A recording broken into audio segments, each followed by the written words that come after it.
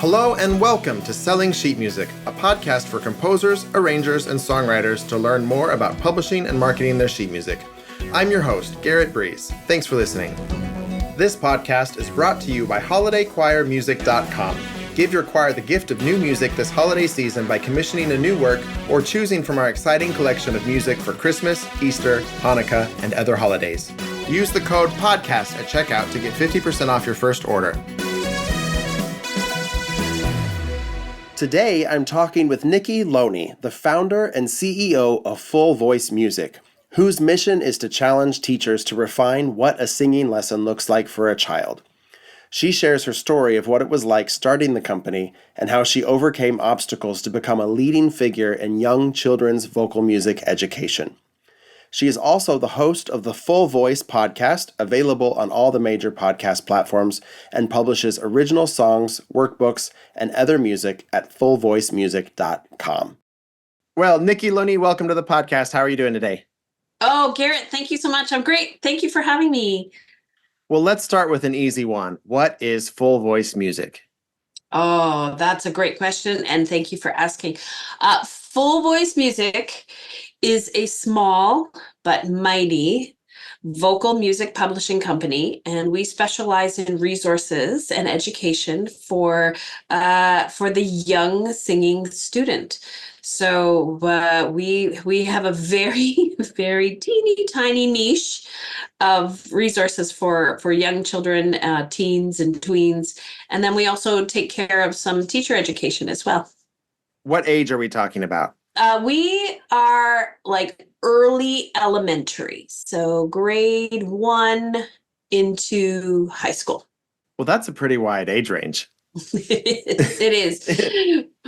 We've been focusing on the little ones for a while, like children under the age of like 11, but we're now expanding into those tweens and teens age. Got it. So the core is that age, 1 to 11, but there's an expanding selection of material for older. Well, that makes sense because after they graduate your program, they'll want more stuff, right? They want to keep sticking around with us, I guess. And are you also teaching a voice studio, or is it strictly publishing at this point?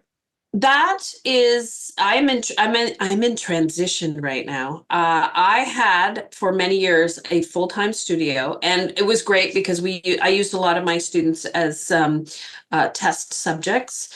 They were the first ones to preview all of our resources, but we're just so busy, and we've grown so much over the last 2 years that I have been slowly and sadly saying goodbye to my students. And I now currently have a studio with 1 student left. So why did you feel the need to create your own material? Was it because you felt that there wasn't anything for that age group, or did you just have ideas of how you wanted to do things in a certain way? Oh, yes. So when I first started teaching, I guess 33 years ago, like many young musicians, vocalists, singers, I graduated college, and I soon discovered that making a living from performance alone was challenging. And a friend of mine said, oh, you can just get a part-time job teaching. And, foolishly in my 20s, I was like, well, that'll be easy. And of course, my first day was an absolute nightmare. I had really young students that, banged on the piano and didn't listen to me and didn't want to participate. And then I had teenagers that were really shy and they didn't want to sing. And I had an adult who, also didn't want to sing, but wanted to sing. And I had no resources. There was nothing. There was absolutely nothing. And my first day of teaching was absolutely miserable. I drove home crying because it was so horrible. But I was young and I needed the money. So every week I went to this music school and I tried to teach to the best of my ability. And it was a frustrating, lonely experience. And I couldn't understand, because I'd go upstairs to the music store, that there was shelves and shelves and shelves of piano books for all ages and all backgrounds. And there was nothing instructionally for singers. There was lots of songbooks, but even back then, like 30 years ago, there wasn't the collections of songbooks that we see today. The age Hmm. appropriate and teens and kids. There was nothing like that. So there literally was zero. And I just started creating these out of desperation, creating these one-page activity sheets, trying to organize things. I tried everything from beginner piano books to try and to integrate them. So it was out of pure desperation. I wanted to have some sort of resource that helped organize a lesson. And I met my colleague Mim Adams, and she's been with me since almost day one. She was in the same boat. We were standing outside our studios waiting for our students to show up, and I'm like, "What do you use with your students?" She's like, "Oh, there isn't anything." And I said, "Isn't that weird? Isn't that weird that there's no resources for these kids?" And then she felt the same way. We started to share our little one-page sheets and our activity sheets, and we started to collect them into booklets and then level them out. And it took us about 2 years. And then we had kind of the first edition of the full voice workbooks. And we started to see better student well, we started to see less attrition. So our students weren't quitting. We had better student retention. That was the word I was looking for. Student retention, and parents really liked the fact that they could see that get feedback. So we just kept at it. We just kept organizing, testing, putting the books together, and more teachers kind of jumped on board. They're like, "We really want to check out what you're doing here." So we started in Canada. And our first edition books were sold across Canada in the Long and McQuaid stores.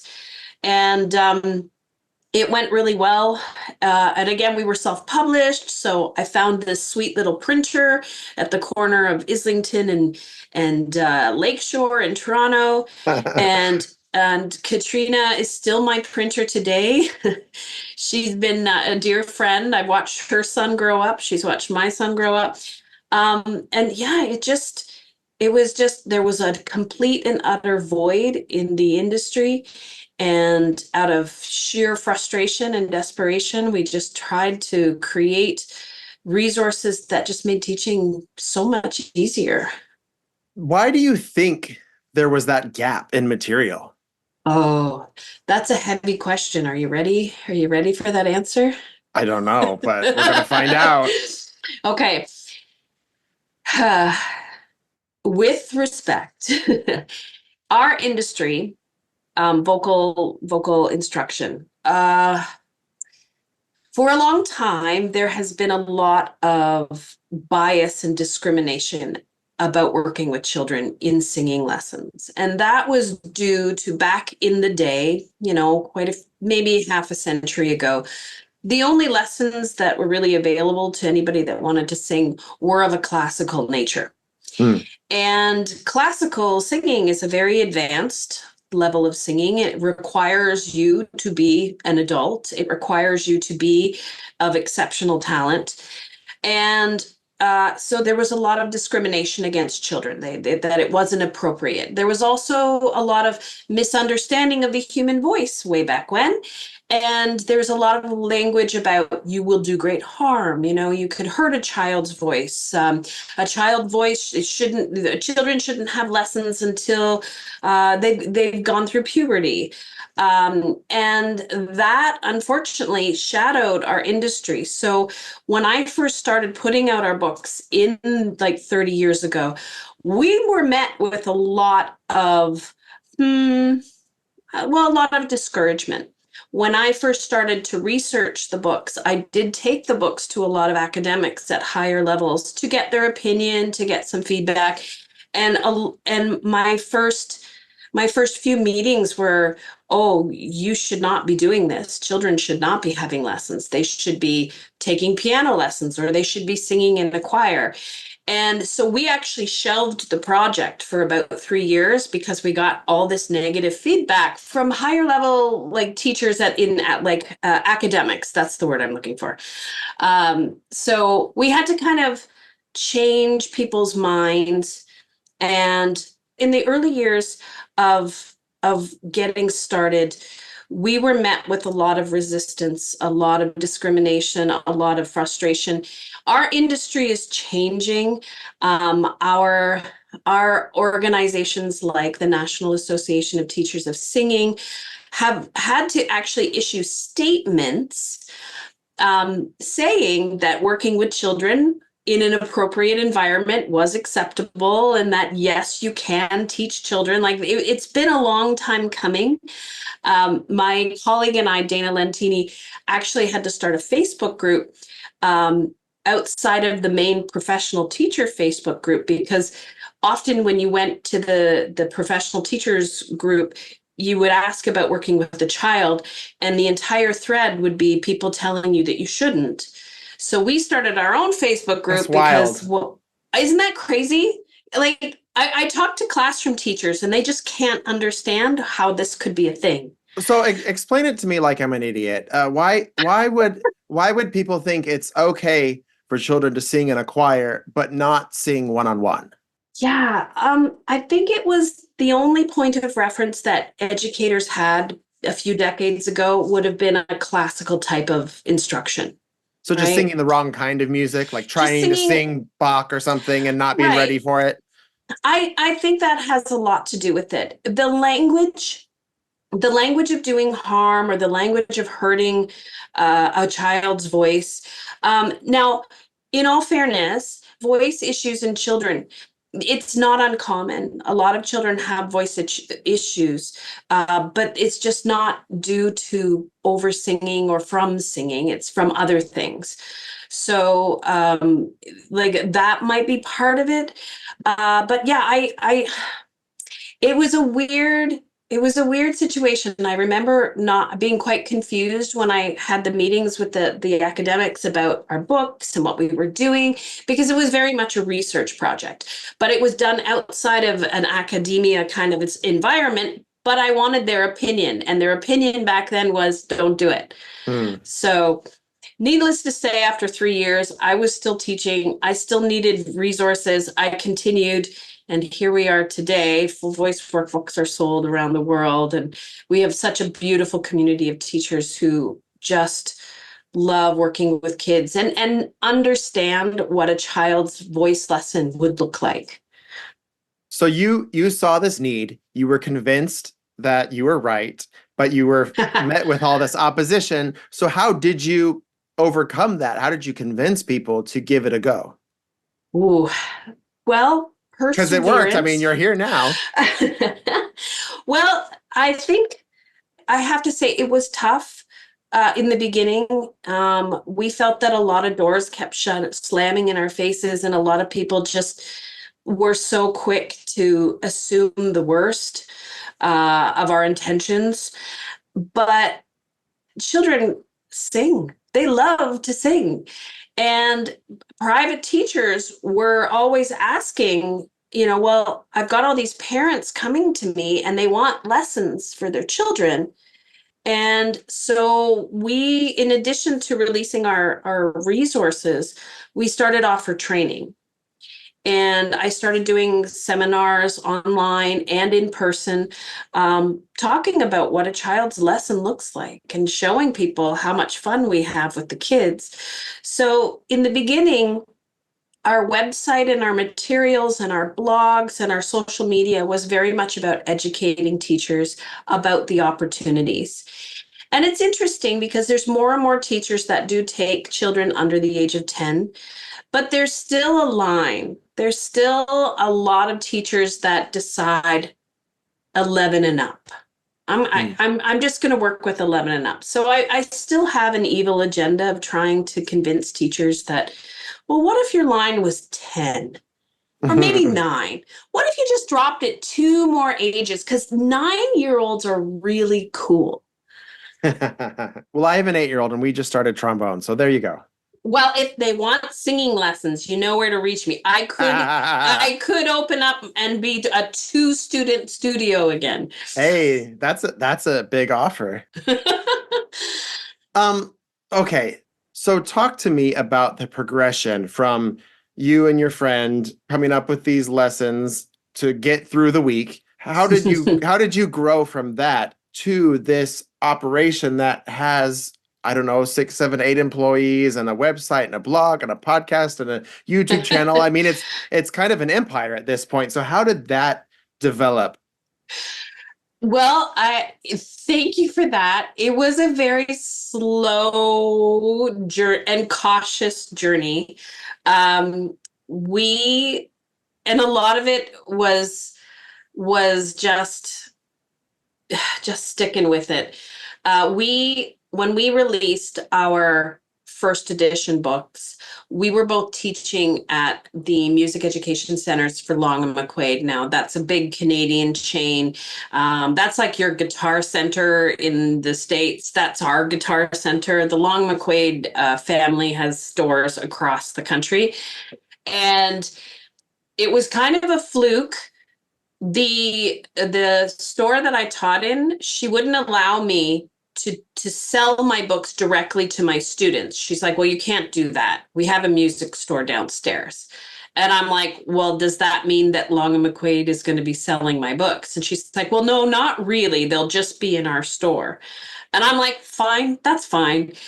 And then the print music manager, who to this day I still send her hugs and a Christmas card, she looked at the books and she was like, "These are really good. And I'm going to send a bunch to the store over in Toronto.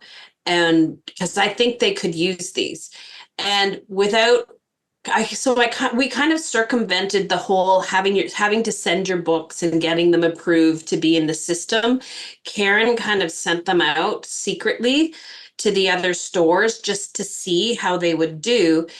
And then the so eventually we kind of snuck them into the whole chain, but Mm. they kept selling, so they couldn't give us a hard time about it. And then finally they were like, "Well, we don't know how your books are getting into all these stores, but they're selling, so we're going to officially take on your books and bring them out through the chain." So we kind of we kind of snuck into the stores. The books did really well. And then we had distribution Yeah, across you can't really Canada. do that today, can you? No, you cannot. That was a fluke. That was somebody looking out for us. But from that, we got a Canadian distributor that went to all of the music stores, all of the conservatories, and they were affiliated with a distribution chain in the States. And so we started to see our books kind of show up in some of the bigger stores. But the big transition for us was in 2014. We launched our e-commerce site where we are actually selling the books ourselves.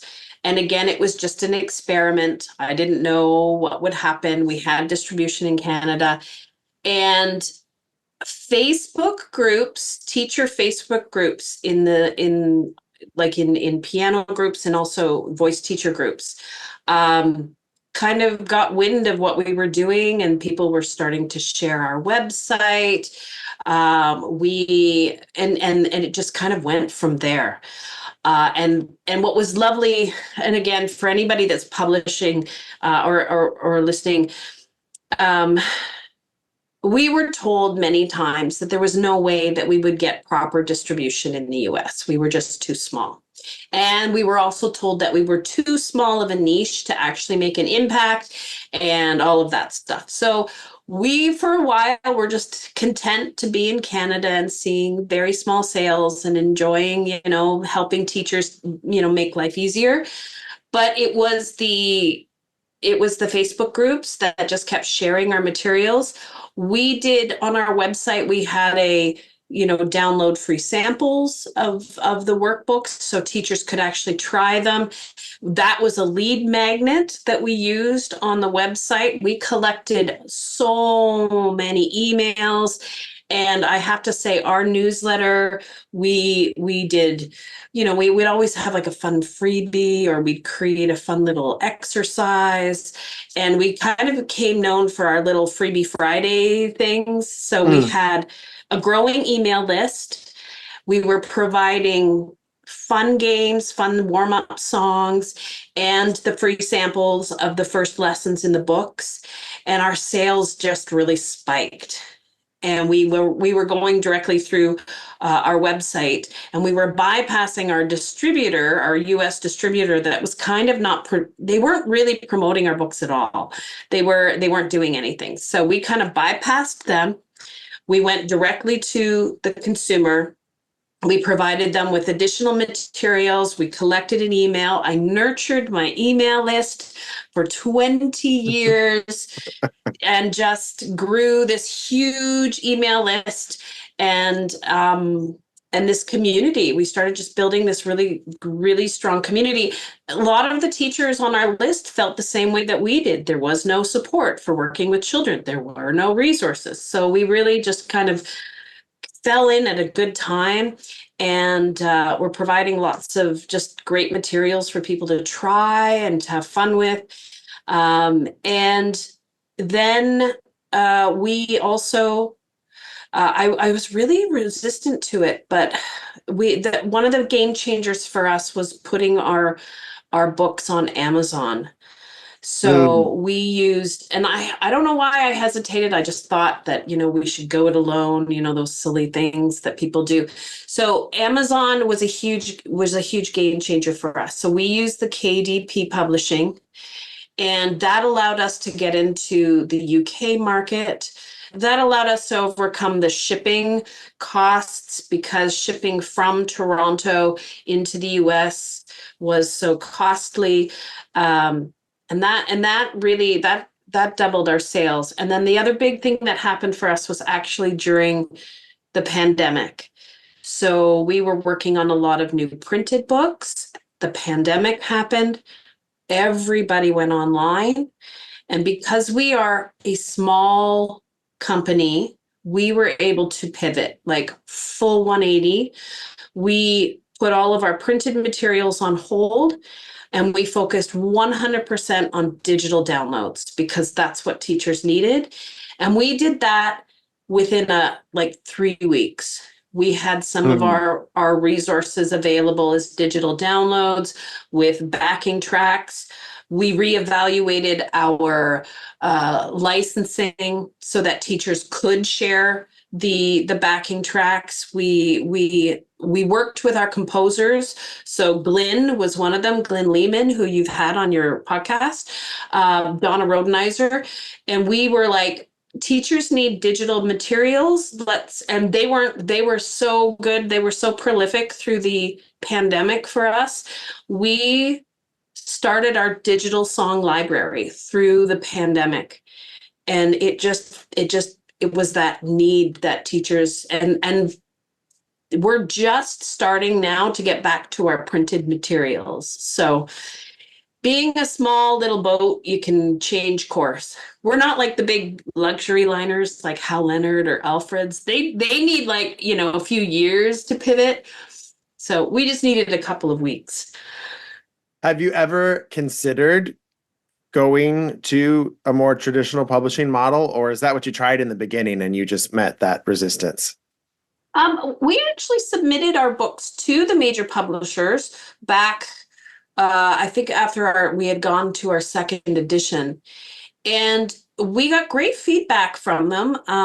From actually a lot of the major publishing companies did give us really good feedback, but for them, the vocal instructional market was so small, it just really wasn't feasible for them. So I think for every, one vocal student, you might have 1,000 piano students, right? So it's just a smaller market. And that was always the feedback we got. Yeah, the small company, big company thing is, I think, the overlooked piece when people talk about publishing, because people like to argue with me Mm. all the time about, traditional publishing is better and blah, blah, blah, blah, but like if you're doing as you are, if you're writing music for a small audience, that's never going to have a big enough return. Like when you have to satisfy investors Exactly. Exactly. and pay your shareholders and do all of that like corporate stuff. But if it's just a handful of you working together, like that can be some really significant money. Well, and that's exactly the situation that we're in. So we have a really small team, and essentially at the core, it's four of us, with independent contractors that come in and work for us on specific things, and we wear many hats right now. But I mean, we don't.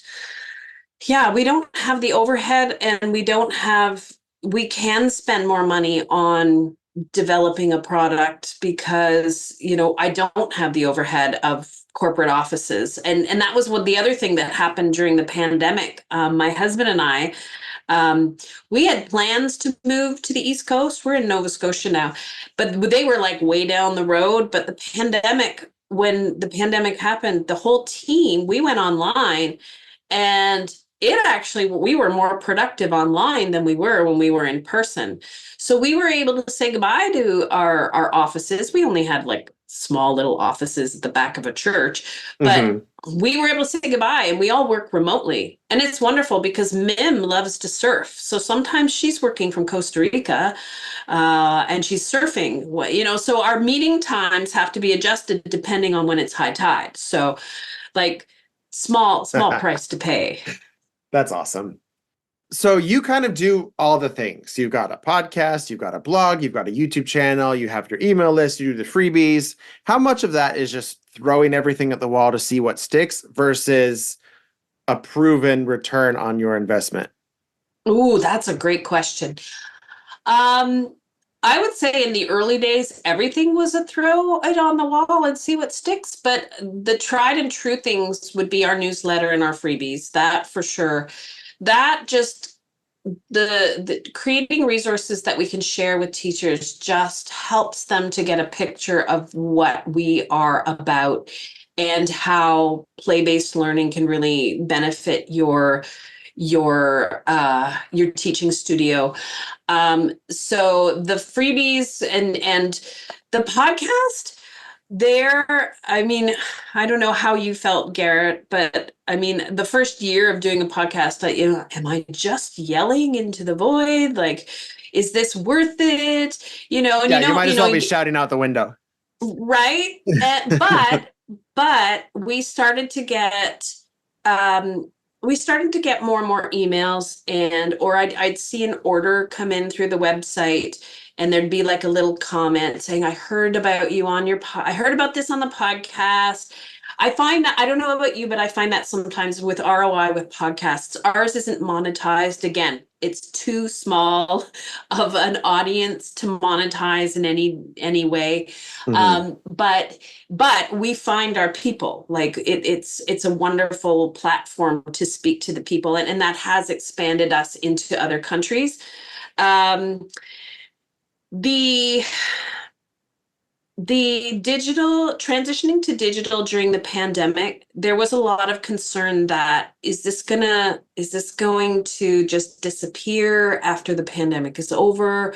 Are all of these efforts are they going to dry up? Like, is this going to be Mm-hmm. just a waste of time? That was a big conversation that we would have in our quarterly meetings. Like, this could be not a thing next year for us. But what we've discovered is that many teachers now have hybrid studios. So while they don't have to teach online because of COVID, they're choosing to teach online because it's convenient, and lots of families actually want to keep their lessons online. So we've seen the interest in our digital products can continue, thankfully, and that I guess I'm just trying to say we've been lucky that what we've thrown at the wall is stuck, and we're kind of sticking with it.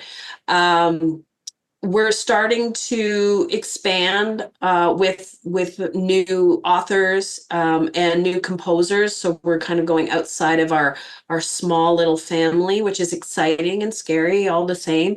Hmm. But again, that I stole this from my American friends. Like the riches are in the niches, The right? We say niche, by the way. So that saying that, reaches are in the right, niches. right, just doesn't work.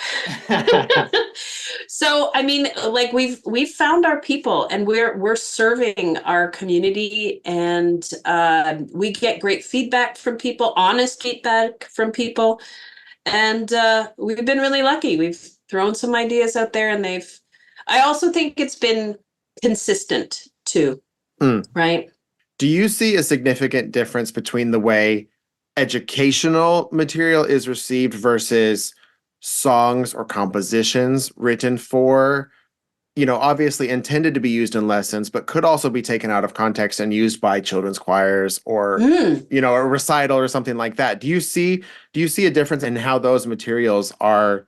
Is the demand different? Are the requirements different? Is the financial return different? I'm spinning my wheels now, giving you too mm, many options, but I think a lot of my listeners are writing songs intended for performance, mhm. and it might be for children, but it seems like a lot of what you're talking about is the more pedagogical, step by step material. And I'm wondering just how you see that divide. Ooh, okay, that's a great question. The foundation of our company was our workbooks, which was the curriculum that was missing in our industry. But the big challenge with our curriculum, as opposed to a piano curriculum, is that we didn't put any songs in our workbooks, which used to drive teachers bonkers. That was the biggest criticism that we would get. I love your workbooks, but there's no songs in here. The challenge and the reason that we don't put songs in our workbooks is because choosing repertoire for singers is like the mystery of life. Like it is such a challenge to find good music, and there is no one size fits all Are you saying when hot it cross comes. buns doesn't cut it? Hot cross buns might be like a trigger for some child somewhere. Who knows? It's probably a trigger for a lot of us adults. Do you call them something different in Canada? What? The hot Hot cross cross buns. buns? Oh, Is it is it no, a I think no, is it like a call them Tim hot cross Hortons? buns. Is it like a Tim Hortons thing? That's all I know about No, Canada. Tim no, Hortons no. and come That's from away. hilarious. Come from away. Oh my gosh. Okay, you want to know something fun about come from away? Yes. Okay, so as somebody who has moved from Ontario to the East Coast, come from away is not a term of endearment from the locals here Of course it's not. at all. Like, come from away has when they say come from away, there's a tone in their voice and a twitch in their eye, and it's not a friendly one. So I love when people are like, "Oh, I love that musical." I'm like, Hmm. "Yeah, come from away." Hmm. But also, you know, in Mahone Bay, like right beside Mahone Bay is Blockhouse. Like literally, they're right beside each other. So Mm. people from Mahone Bay think people from Blockhouse are come from away. So that's how intense it is. But yeah, so the big challenge for us was when we created the curriculum and we did all the research, we recognized that putting in actual songs wasn't going to fly, and it would actually make the books less marketable because then it would really be specific for an age group where you could have a beginner student that's 6 and a beginner student that's 10. You are not going to sing the same repertoire if you're 6 and if you're 10 or 7 or 8 or 9. Like it's just not doable. So that was always our biggest criticism with our books was you don't have any music books with it. And I always used to have the conversation, look, this is not a piano method. Piano instrument is different, and we are going to celebrate and honor the vocal instrument, which means you have to do your job, get to know your students, and find the songs that would best suit that person where they are developmentally and vocally, and things that they enjoy, because making someone sing words or tell a story that they don't relate to or they can't connect to is really miserable. Like that's just, you are not going to get the teacher of the year award by going and giving them songs that they just cannot relate to. So we saw that as an opportunity to start working with our composers, and our composers specialize in children's music, so age and ability. So we then created our digital library of vocal collections, and we do categorize them by ages and by subject, and we include a teaching strategy page for teachers who may want to use that song in their pedagogy, in their lesson, to develop certain music reading skills. And that has been very helpful. Um, And but it probably still, doesn't and it probably doesn't hurt that they now have to buy the book and then separately buy the songs, right? right. And well, and we do it with our teachers where, like, when you purchase one of our song downloads, you're actually purchasing a studio license, which allows you to make copies of it for your students. And then we also have the option for a choral or a classroom license as well. So if you're making more copies because you've got a 50 children, 50-person choir, then, you would pay for the choral license. So when we started diving into actual repertoire, um, we did a lot of testing with our students to check, what ages they were most appropriate for. And we were looking at age and ability appropriate, which is helpful for the educators. So private teachers, classroom teachers. And we did look at curriculums like the KADAI curriculums and the ORF curriculums and just music reading skills in general. So we tried, we think, I'm biased, we think that we do a good job of combining beautiful songs to sing, like kids love to sing them, with the educational element of learning notes or learning, developing your vocal skills or sight singing. So we kind of combine the two of them. So the songs are delightful to sing. They're a blast. There's nothing on my library that I actually wouldn't consider performing at any time. I think that they could be, with a sense of humor and a really cool jazz band. I could sing Pickles the hamster. I would sell that, like, no problem. But I think we do a really good job of both. So for composers out there, if you know that you're dealing with educators, being able to offer some insight on teaching strategies or like, theory, rhythm, sight reading, I think that's helpful. Mm. Now, when you made the shift to digital, did you encounter a lot of issues with people taking advantage of the fact that they could, print as many copies as they wanted?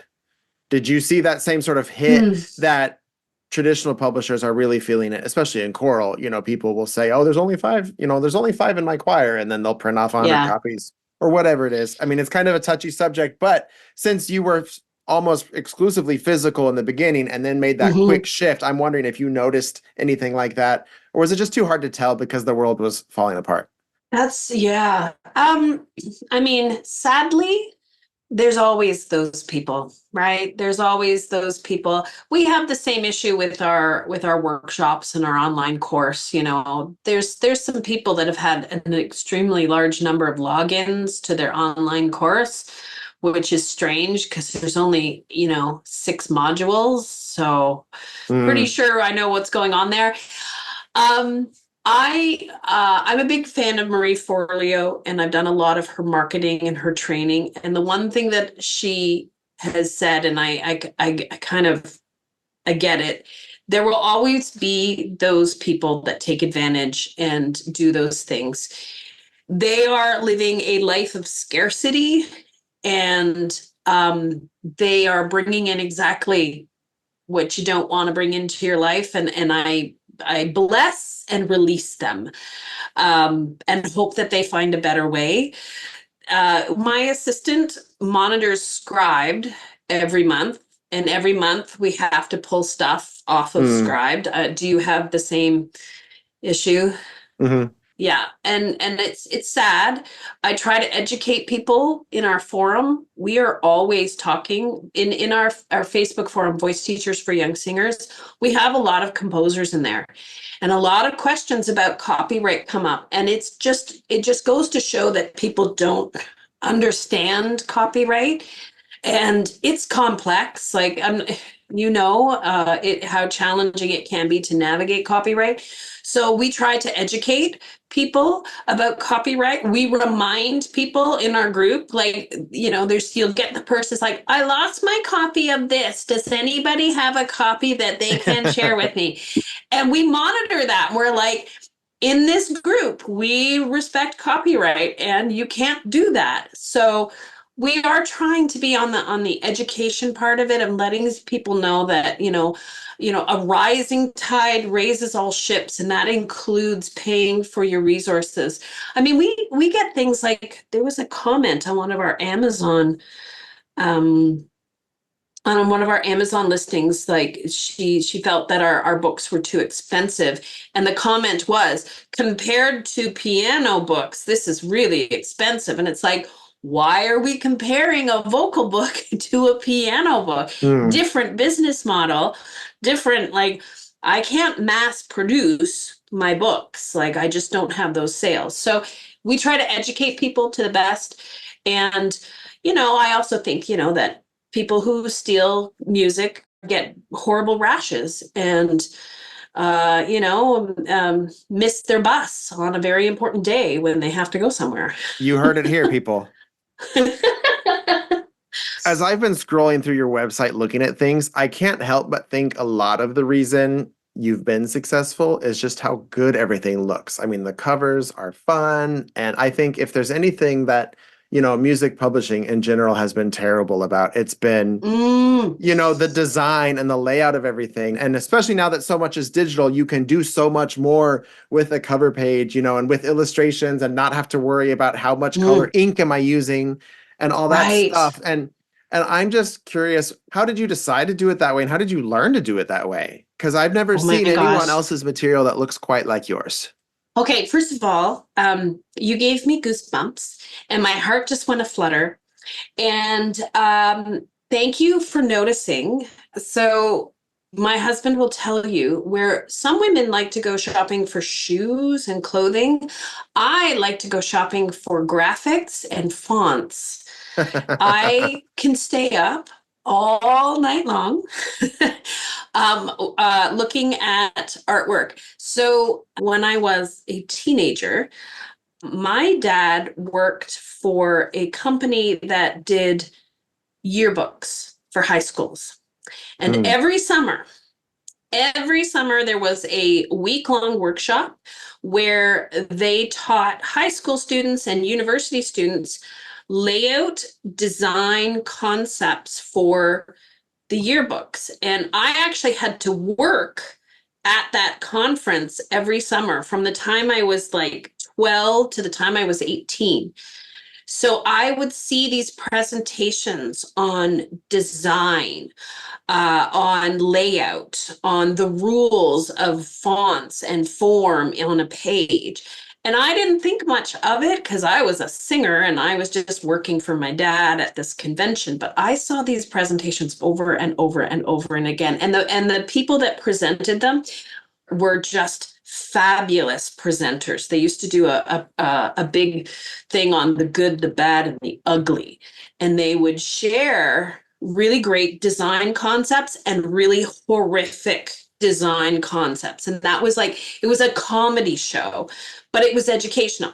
So I grew up in page layout design. I loved designing websites when I was like in my 20s. I loved doing that. Um, so I have when we start working with a composer, I get their lyrics, I talk to them, and I go graphic shopping because and this goes back to our demographic. Children need to see color and images. That's part of here's the science behind it. That's part of the nonverbal working memory for kids too. So if you just hand them a page with words and notes on it, there's really nothing there for them to connect with. So the imagery is really important. So we would also test that with our kids. So I would like put one image on a page and another image on a page, and I would see which one they would gravitate to. If they asked questions about the image, I knew that I was like, we were on to something. So for composers out there, yes, the design and the imagery of your music, it has to be something. There has to be at least color there. Um, and fonts, right? Fonts. I have books beside my bed all about font and font theory and the history of fonts. And the big font that we love to use is called Mr. Sirloin, medium rare. And there's just something about that font. It just captures like the essence of fun, and it's just a goofy little font, but it's like when I saw it, it was like that's our company. So yeah, I love looking at pictures. I love design, and I gravitate to it too. So if I'm looking at other products, like if the design isn't there, I'd be like, no, not Well, and interested. I think this is part of the age divide again, because I think there's a perception or a fear of a perception that if you get too crazy with your cover design, you're not going to be seen as, it's not going to be seen as a serious piece of music. Mm, And mm-mm. I think some people listening to you would say, well, sure, for kids you can do that, but if I'm writing a book for high school or a collegiate, course, I can't be all wild and crazy and put puppy dogs on the front. Yeah, I agree with that statement. Um, and I think that it is much easier. Like when we put out our children's songs of praise book, our composer Linda Fletcher wrote a beautiful collection of church music that primarily was for younger students. We had a horrible time trying to come up with what font we were going to use because you can't use the kiddie font. It doesn't make sense for choral music that is meant to be in a serious church setting. And but we were able to, I think, again, there's so many outlets. Whether you use create the website that we love, and I highly recommend this, that I find the easiest to use. This might be a great takeaway for your listeners. We use creativemarket.com. Hmm. And Creative Market, the one thing that I love about Creative Market is how transparent they are with their licensing. Hmm. And because purchasing images in the past was really confusing. You go to the big stock photo websites and you'd have to buy credits, and then there were all these rules. Creative Market does a really good job of laying out personal licenses, commercial licenses, and extended commercial licenses. And you can see exactly what you can and can't use it for. Most of ours is brought with like we purchase a commercial license for all of our artwork and our graphics and our assets, and it's laid out so beautifully, and their search engine is really great. And when you find something that you like or design, you can reach out to that artist and then commission them directly and work with that artist. And we've done that a few Hmm. times. We have a new jazz project that we've used a whole different font, whole different art, like a concept for the art. I actually said to the artist, I gave them a picture of Ella Fitzgerald singing in a club, and I said, could you do your style of art with this image? And they did a beautiful job. So I think working with graphic design is a lot friendlier than it was. Websites like Creative Market make it much easier. Connecting with artists and licensing work with artists isn't as expensive as I think people might think it is. But finding an artist that, maybe the vibe of your high school choir or your collegiate, like there's some beautiful work out there that could be translated into your compositions. Where are you actually assembling everything? I mean, I only know how to use Canva or Microsoft Word. What are the options out there? Ooh, yes. We use Affinity. Publishing, which is a serif company. Serif is a UK based company. So the Adobe suite was just not, it was expensive. And in the early days, we were looking for less expensive, but it was originally called Page Plus, but then it's now Serif up the game. So we use their creative suite, which is Affinity and their photo and their graphic design page, and the whole team uses it. It's so easy. It's super affordable. It is not a subscription payment to use their programs. Thank you very much. Mm. And then my engraver Mim and Heidi, they both used Finale. And what's interesting is all our composers use Sibelius. So then we have to take their files and transfer them to Finale, which I know all the composers are probably cringing and, yeah. So we use Affinity to put everything together. Our engraving is done in Finale, and then the graphics come usually from Creative Market or from agreements that we've licensed with the artists. How important do you think it is to have consistent cover design? Hmm. Because for a lot of publishers, every piece from a specific author will look the same way. That way you can Yeah, sort of recognize like, oh, that's Greg Gilpin, or that's Garrett Breeze, you're or right. that's, you know, Kirby Shaw. exactly. I mean, there's sort of a brand component, I think, tied into all of this, where you have the look of your brand and the look of your materials. So when it's and I guess some of this is outdated, right? Because you see it on the shelf from far away, you go, oh, that's it. But now there's no shelves anymore. But I do think, at least if you're selling online, like those thumbnails are still the They are first thing very that a lot of important. people see. Yeah, that branding might help people navigate the website, right? If they know that this color of thumbnail with this image is going to be, SSA versus if Mm-hmm. you're a regular shopper, you would start to recognize like, oh, this color is for this type of, or this image is that. Everybody just needs a cool name like you. Like that's part of it, right? Like, A cool name that comes in the beginning of the alphabet. right, there we go. I think any composer would be investing wisely in looking at any kind of branding that helps the consumer find what they are looking for as quickly as possible. You know how busy musicians and educators are, and like nobody loves clicking around a website trying to find something. So any kind of branding that not only like makes it visually appealing but helps click that, oh, that's the arrangement, or oh, there's that Christmas music. Hmm. That's one thing that I think that you've done really well on your website, is with like the organization of finding things is really easy. And I find it very easy to navigate your website. Well, thank you. I'm a website snob. We're in the process of kind of revamping our website. So we've been looking at a lot of different websites that sell a lot of digital products, and it's challenging. It's challenging to organize. Um, Hmm. and God bless my website guy, because I'm pretty sure he's going to kill us soon.